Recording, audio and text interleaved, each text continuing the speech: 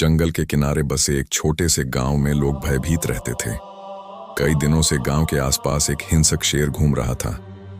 वह आए दिन किसी न किसी पशु पर हमला कर देता, कभी कभी लोगों पर भी झपटने की कोशिश करता। गांव वाले इतने डरे हुए थे कि शाम होते ही अपने घरों में दुबक जाते। किसी को समझ नहीं आ रहा था कि इस समस्या का हल कैसे निकले।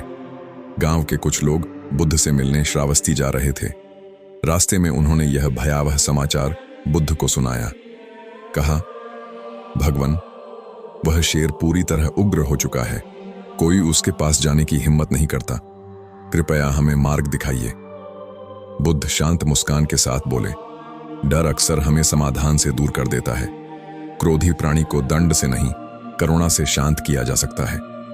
चलो, मैं स्वयं उस जंगल की ओर चलूंगा। गांव वाले आश्चर्य में पड़ गए, लेकिन बुद्ध के साथ चल पड़े। जब वे जंगल के मध्य पहुंचे, अचानक झाड़ियों में हलचल हुई और वही विशाल शेर बाहर निकला। उसकी आंखें लाल थीं, शरीर कमजोर और भूख से तड़प रहा था। उसे देखते ही लोग पीछे हट गए, कुछ डर के मारे कांपने लगे। लेकिन बुद्ध एक कदम भी पीछे नहीं हटे।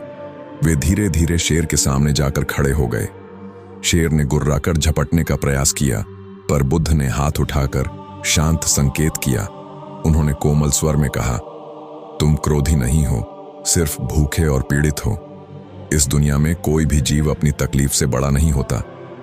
बुद्ध ने पास में पड़ी घास हटाई और कुछ कदम दूर रखे पानी के स्रोत की ओर संकेत किया।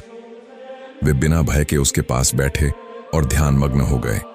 कुछ ही क्षण बाद शेर का उग्रपन धीरे धीरे शांत होने लगा। बुद्ध के भीतर से निकलने वाली करुणा और शांति की लहरें उस हिंसक प्राणी को भी स्पर्श कर गईं। बुद्ध ने गांव वालों को संकेत दिया, यह शेर बुरा नहीं है, यह केवल भूख और अकेलेपन से विक्षिप्त हुआ है। इसे भोजन दो, लेकिन प्रेम और धैर्य से। गांव वालों ने डरते डरते बैल और बकरियों की बजाय अपने घरों से बचा हुआ भोजन और मांस लाकर धीरे धीरे शेर को दूर से दिया। शेर ने एग्रेसिवनेस छोड़ा और शांतिपूर्वक भोजन करने लगा। कुछ दिनों में उसका स्वभाव बदल गया। वह अब गांव के पास आता तो था, पर किसी को नुकसान नहीं पहुंचाता। धीरे धीरे जंगल में अपनी प्राकृतिक जीवन शैली में लौट गया। गांव वाले चकित थे। उन्होंने बुद्ध से पूछा, भगवान, यह चमत्कार कैसे हुआ? बुद्ध बोले, हर हिंसा के पीछे कोई न कोई पीड़ा छिपी होती है। जब हम उस पीड़ा को समझते हैं, तभी समाधान मिलता है। डर मन को छोटा करता है, पर करुणा मन को शक्तिशाली बनाती है। इस घटना ने गांव को बदल दिया।